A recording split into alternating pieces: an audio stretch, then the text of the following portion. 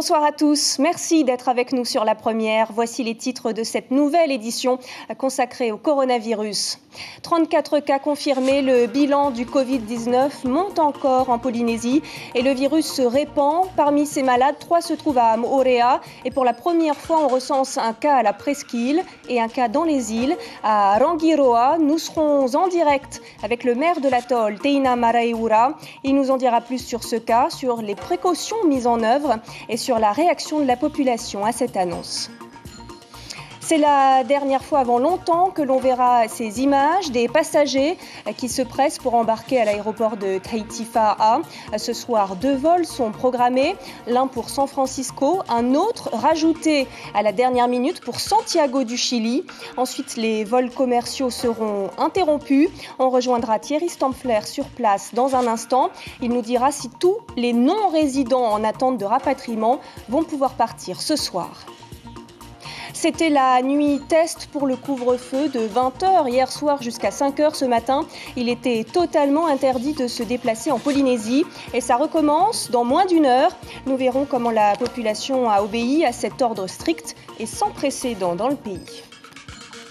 Et puis nous irons prendre des nouvelles des élèves en quarantaine à Rapa. Alors retour sur l'île il y a 8 jours, ils avaient été totalement isolés du reste de la population. La vie s'est organisée autour de leur ravitaillement, vous le verrez. 34 cas confirmés, c'est le nouveau bilan du coronavirus en Polynésie et c'est 4 cas de plus qu'hier. 391 personnes ont été dépistées et une personne est toujours hospitalisée. Aucun décès n'est à déplorer à ce jour. Ce qu'il faut surtout retenir de ce nouveau bilan, c'est que le virus commence à se propager. Dans ces 4 nouveaux cas confirmés, 1 se situe à Tayarapu Ouest, 2 à Moorea et pour la première fois, un cas est confirmé dans les îles à Rangiroa. On écoute le ministre de la Santé, Jacques Rénal. Il se trouve que nous avons un cas sur la Presqu'île, voilà, Tayarapu Ouest, et un cas qui est également dans les Tuamotu. Une personne qui était sur Tahiti et qui est allée, il y a plusieurs jours de cela, dans son île à Rangiroa. Voilà. Donc, nous sommes en train d'élaborer d'abord la stratégie sur l'enquête, puisque c'est ce qui se fait maintenant, les gens sont à peu près au courant, autour de chaque cas. Et nous sommes en relation, pour ce qui concerne les Tuamotu, avec la municipalité et le centre de santé de Rangiroa, qui est assez bien équipé. Néanmoins, par sécurité, nous allons probablement effectuer une opération de ravitaillement du centre de santé en matériel, en oxygène notamment, si jamais il y avait des besoins, et voir à ce moment-là si on doit aller plus loin, c'est-à-dire en coopération avec la mairie, bien évidemment, la municipalité, comment gérer cette situation.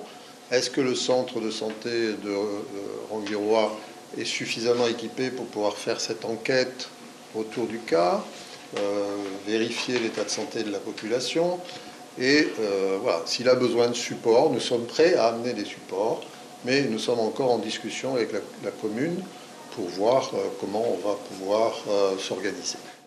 Des propos recueillis par Maruki Duruy et Hubert Liao. Et justement, on retrouve tout de suite en direct le maire de Rangiroa, Teina Maraeura, Tavana Kuraora. Votre atoll comptabilise donc désormais un cas de coronavirus. Savez-vous qui est cette personne atteinte par le virus? On dit que c'est un résident de l'atoll qui est rentré de Tahiti. Tout à fait. Hier au soir, le médecin du dispensaire m'avait prévenu qu'on avait un cas confirmé de Covid-19 à Rangiroa.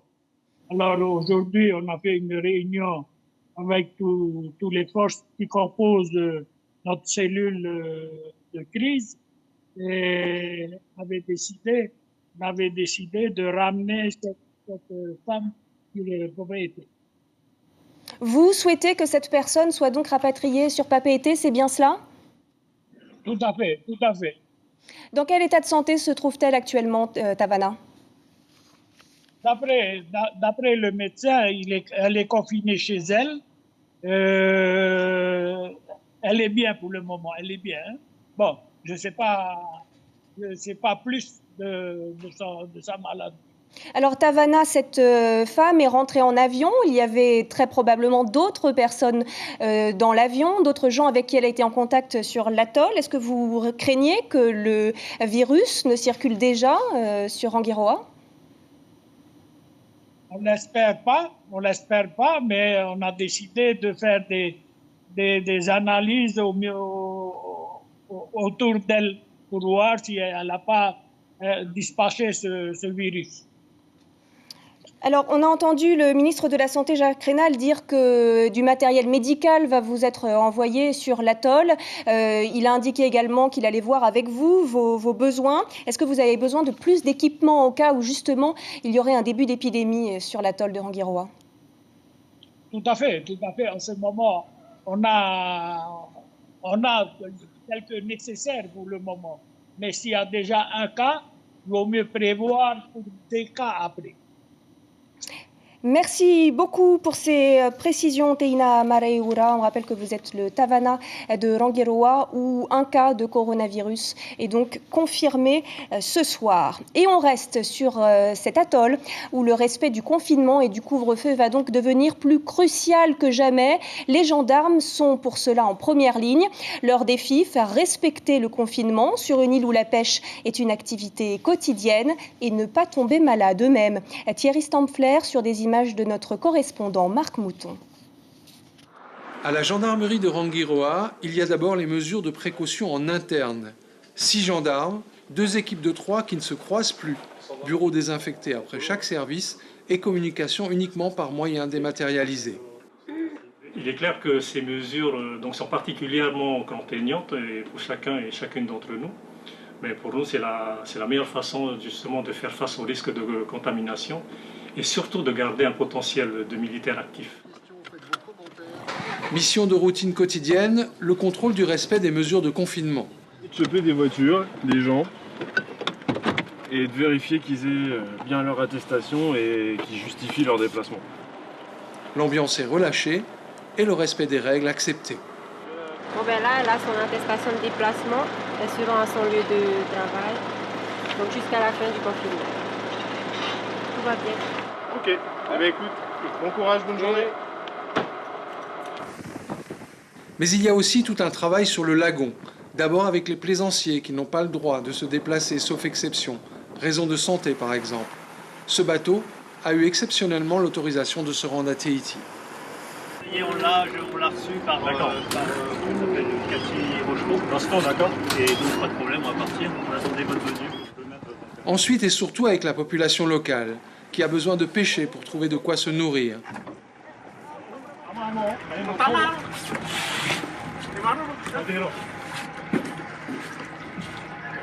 Je vais demander si c'était deux personnes de la même famille. La même famille. De toute façon, c'est pour manger. La maison. C'est près de chez vous. Et puis, Ok. si vous pêchez, c'est ça moi, non? Que des poissons complètement moi. Et il faut trouver alors, pour les gendarmes, le compromis entre les règles théoriques et la réalité du terrain. Ce débat-là n'est pas encore tout à fait tranché. Je sais que vous tous là, vous vivez tous de la pêche. D'accord? Voilà. On va attendre que là, Tavana, ils sont en réunion là, depuis ce matin avec mes collègues, et puis il va essayer de contacter Tavana Hau, l'administrateur, pour avoir une réponse assez rapide pour vous, pour ce qui vous concerne. Tout est donc dans la manière de faire respecter des contraintes. À Rangiroa, la maréchaussée sait faire preuve de beaucoup de doigté. Retour à Tahiti dans quelques heures et pour un mois, les vols commerciaux prendront fin temporairement entre notre île et le reste du monde. On retrouve sur place Thierry Stampfler. Thierry, un vol pour San Francisco était prévu ce soir. Un vol LATAM pour le Chili a été rajouté en plus. Cela signifie-t-il, Thierry, que tous les touristes en attente de rapatriement vont pouvoir partir ce soir ? Tous non, parce qu'il y a encore quelques touristes qui ne sont pas restés 2 semaines en Polynésie et qui donc ne sont pas acceptés par les autorités américaines pour les raisons que vous savez, c'est-à-dire d'avoir passé 14 jours loin de l'espace Schengen. Derrière moi, le dernier comptoir ouvert, celui de LATAM. On va y revenir dans une seconde, c'est un peu la surprise du jour. Mais on voudrait parler de ce vol United, d'abord parce qu'il y avait 250 passagers qui ont été embarqués, une majorité d'Américains, mais aussi quelques Français. Et puis il y a une histoire magnifique, c'est ces 20 régatiers qui ont été récupérés aujourd'hui par un vol charterisé vers Nuku'iva aux Marquises. Ils faisaient le tour du monde, ils sont arrivés, ils ont décidé de payer eux-mêmes leur avion. Les 4,2 millions ont été payés par un des passagers. Et donc on a ramené 20 régatiers pour qu'ils puissent prendre le vol de ce soir qui va décoller dans quelques minutes. Et du coup, ils ont amené à l'aller du matériel pour les Marquises et au retour, 5 Marquisiens, dont une femme enceinte, qui avaient besoin d'aller à Tahiti, ont pu profiter donc d'un vol gratuit. C'est une histoire étonnante et qui s'est déroulée, qui n'a pas coûté 1 centime aux contribuables ou au gouvernement polynésien. Alors derrière moi, effectivement, LATAM, c'est la surprise du jour, un vol qui arrive dans 1 heure de Sydney. En cyclisme, on parle de voiture-balai. Là, c'est un peu un vol-balai, puisque effectivement, on va récupérer une trentaine ou une quarantaine de Sud-Américains.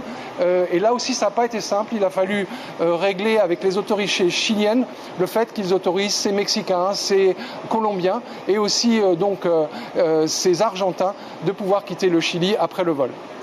Voilà pour ces 2 vols de ce soir.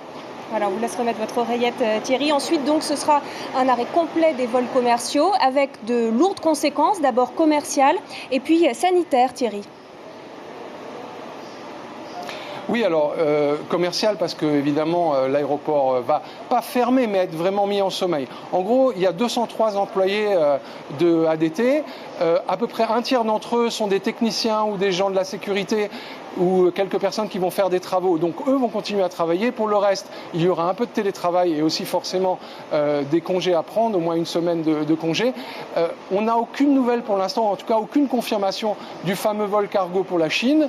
Il était programmé lundi, mais aucune confirmation du côté de ADT. Et puis il y a aussi cette fameuse continuité territoriale.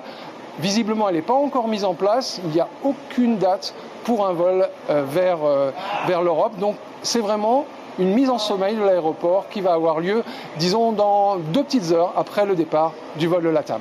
Merci beaucoup Thierry, merci à Mirko Vandefo qui est avec vous. Réouverture donc de l'aéroport d'ici 1 mois, si tout va bien. Autre moment marquant de ce week-end, l'instauration hier soir et jusqu'au 15 avril d'un couvre-feu sur toute la Polynésie. Il est désormais strictement interdit de sortir de chez soi de 20h à 5h du matin. Comment cette première nuit s'est-elle passée? La réponse avec Corinne Tehetia, Heyata Buluk et Patrick Tsing. On va inciter les gens de manière très ferme à rentrer chez eux, surtout s'ils n'ont rien à faire sur la voie publique. 20h, le lieutenant-colonel Frédéric Brachet donne les dernières consignes. Ce soir, ils couvriront le secteur de Pun Awiyaifa'a. Et malgré les messages qui défilaient en boucle dans les médias, certains sont encore au volant de leur véhicule. C'est pas évident, ouais. Surtout ça vient d'un coup comme ça fait 1 semaine que le pays est en couvre-feu, c'est pas facile à gérer. On comprend bien aussi au niveau du pays, c'est pas facile. Voilà. On n'a pas le choix, c'est des règles et puis c'est une situation vraiment critique aussi. Hein. C'est la mort. Hein. On a su ça aujourd'hui. En fait, on était au courant, mais on savait pas si on devait fermer ou pas. Du coup, on attendait les instructions de nos supérieurs et après, on a eu confirmation qu'on devait fermer. Du coup, on a refusé beaucoup de clients juste à cause de ça. Et on verra comment ça va se passer demain. En milieu de soirée, les résultats sont plutôt encourageants. Donc très peu de voitures, voire quasiment pas de voitures dans la première demi-heure de cette mesure. Et quasiment exclusivement des gens qui effectivement rentraient de sociétés qui fermaient tard et qui vont affiner leurs horaires de fermeture on leur a indiqué très rapidement. À Papeete, les rues sont quasi désertes. Les patrouilles de la DSP font leur ronde. Pas de chance pour ce pizzaiolo de Paea qui se retrouve encore au volant de son véhicule durant le couvre-feu. On a été dépourvus ce soir justement par tous les appels. Donc on a terminé un peu tard, même si on avait clôturé toutes nos commandes à partir de 19h. Mais on en avait dit quand même une bonne soixantaine, presque une centaine de commandes à terminer, quoi. Donc c'est pour ça qu'on a terminé tard, mais on va essayer pour demain soir de terminer plus tôt pour pouvoir être à la maison avant le couvre-feu. Malgré quelques contraventions, le message a bien été compris de tous. Les forces de l'ordre poursuivront leur contrôle sur l'ensemble du territoire polynésien. Et bilan final donc de cette première nuit de couvre-feu, 13 verbalisations, ce qui montre, selon le Haut-Commissariat, l'adhésion de la population. Rappelons que les amendes démarrent à 16 100 francs et peuvent aller jusqu'à une peine d'emprisonnement pour les récidivistes. Et si la population adhère au couvre-feu, au confinement également, il est des habitations où il est plus difficile à respecter que d'autres. Dans les logements au péage par exemple, ce sont souvent de grandes familles qui vivent dans de petits espaces. À cela s'ajoute pour beaucoup une perte de revenus liée à la fermeture totale de l'activité économique. Le reportage à Titioro de Suliane Favnek et Hubert Liao. Dans ce lotissement au péage de Titioro, on suit à la lettre les nouvelles consignes. Et même si ce n'est pas toujours facile d'occuper les jeunes, surtout dans un espace restreint. Monia vit avec son tanné, ses enfants et ses motuas. Alors, on fait comme on peut pour passer le temps. À côté, on écrit 4. Non, là c'est à côté la 4. Et comme il est en section des grands, en maternelle, ben, il apprend à écrire les chiffres. Voilà. C'est pour un peu ne pas oublier l'école. Pour ne pas oublier l'école. Après, bon, ils jouent un peu avec le team auto là, qui est là, ils jouent ensemble. Sinon, ils font aussi des petits trucs de sport entre eux deux. Dans ce foyer, il y a un salaire pour faire vivre toute la famille. Au total, 8 personnes cohabitent ensemble. Il faut donc gérer pour le MAA. L'après-midi, on ne fait pas le MAA, donc c'est que le soir on fait le MAA. Le deuxième jour, on ne fait pas le MAA, mais on ne s'occupe que des petits-enfants, des enfants. Après, ainsi de suite. Pour les adultes, on peut boire que du pain et du café, quoi. La situation de Monia est loin d'être unique. Anatole est papa de 5 enfants. Il vit dans ses nouveaux logements au péage de Pirée. Patenté, ce père de famille ne travaille plus depuis le début de la crise du coronavirus. Avec le confinement qu'il y a eu, du coup, je n'ai pas de travail. Là, on vit sur les allocations. Voilà. Et puis avec les aides de la famille. Voilà. Et avec les réserves qu'on a fait. Anatole touche 40 000 francs d'allocation par mois. Avec cet argent, il doit payer son loyer et l'électricité. Il ne vit donc qu'avec 24 000 francs. L'heure est aux restrictions. Obligé de faire attention, de ne pas consommer plus et consommer ce qu'il faut. Voilà, pour pouvoir tenir 1 mois, 2 mois ou 3 mois. Pour aider ces familles, le plan de sauvegarde économique prévoit la suspension des loyers au péage pour 3 mois. Au-delà de ces 3 mois, les loyers seront dus mais échelonnés, ce qui inquiète Anatole pour la suite. Au début, ils ont dit que voilà, vous n'allez pas payer. Ils n'ont pas dit qu'on va échelonner cela par la suite. Hein. Mais s'ils nous disent de ne pas payer, pourquoi ne pas mettre une permanence? Ça, les gens peuvent venir et payer le loyer. S'il faut échelonner, ça a un coût, hein. Surtout pour ceux qui n'ont pas beaucoup de revenus et pour ceux aussi qui vivent sur leurs allocations. En cette période de crise, les familles font comme elles peuvent pour sortir la tête de l'eau, avec ce désir commun que la vie reprenne enfin son cours normal.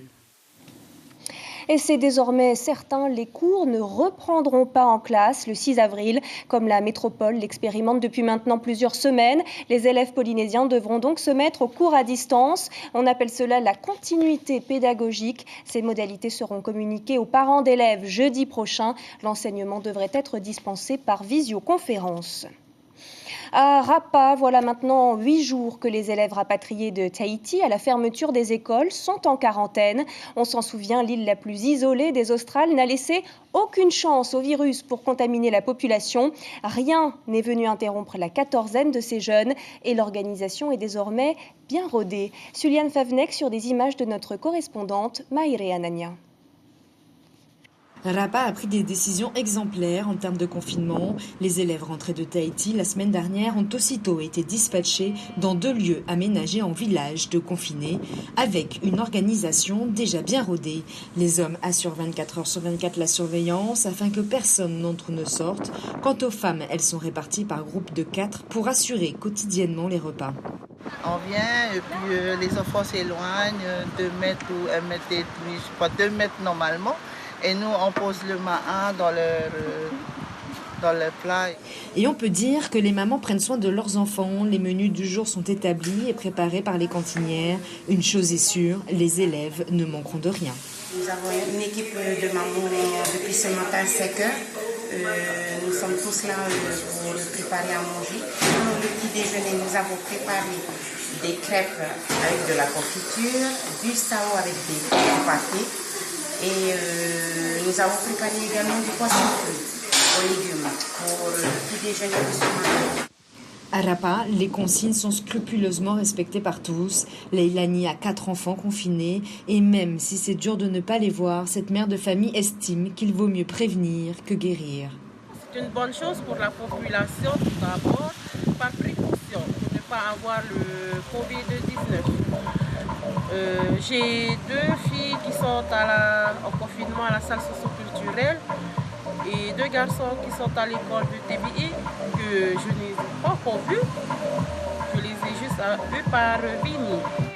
Aucun contact avec les confinés, plus de culte non plus le dimanche, ni de bises. Alors tous n'ont qu'une hâte, que le confinement se termine pour des retrouvailles bien méritées. Et puis sachez que la quarantaine passe de 14 à 20 jours pour les malades du Covid-19. Annonce faite un peu plus tôt dans la journée par le ministre de la Santé, Jacques Raynal, et qui ne concerne donc que les cas confirmés.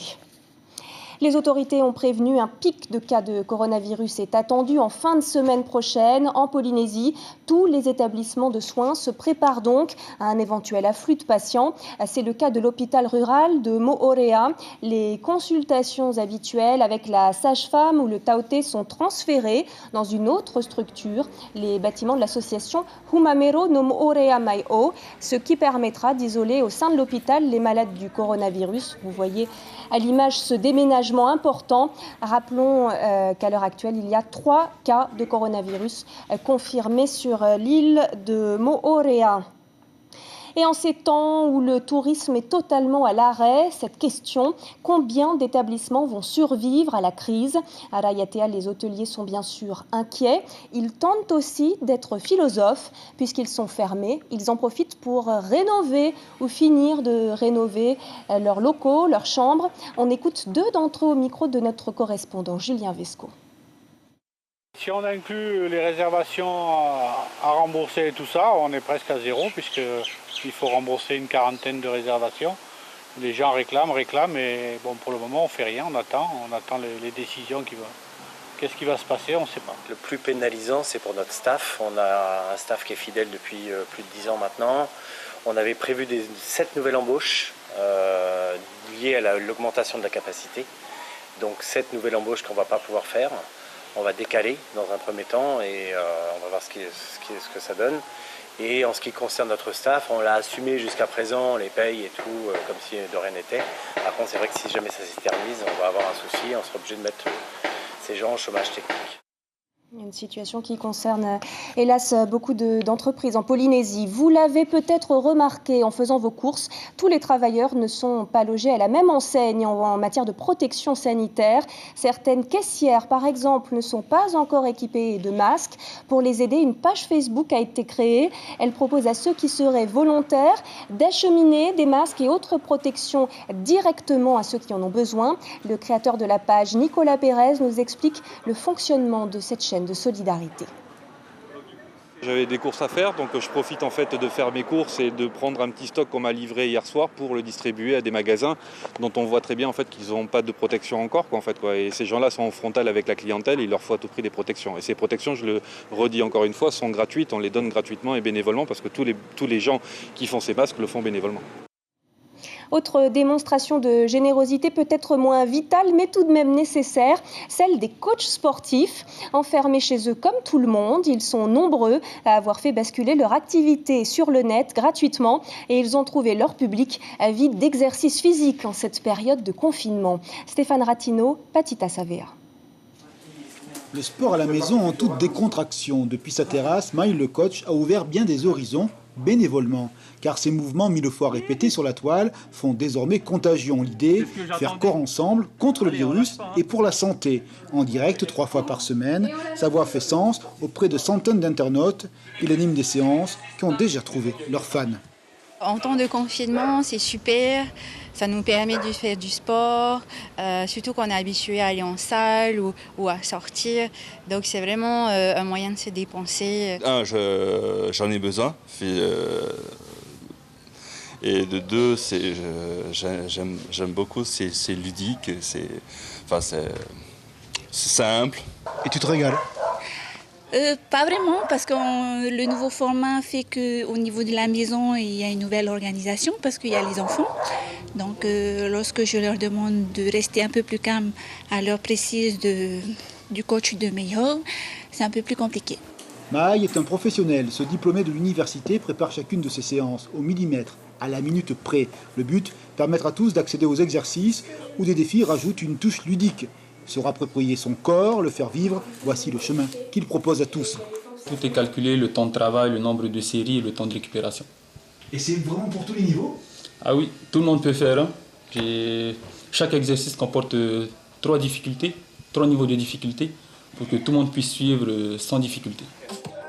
Les cours ont débuté il y a moins d'une semaine et dans tous les archipels, les citoyens y participent virtuellement, activement même. C'est Romane, sa compagne, qui s'occupe de la partie technique. Elle est en régie et s'étonne d'un succès dont l'écho n'a pas de frontières. Une belle histoire, frappée du sceau de la solidarité. Recevoir des messages avec beaucoup de reconnaissance, c'est gratifiant et ça donne envie de continuer. Donc tous les archipels, France, Suisse, Italie. Ouais, on a eu même hier une personne qui nous suivait de Côte d'Ivoire, du Maroc.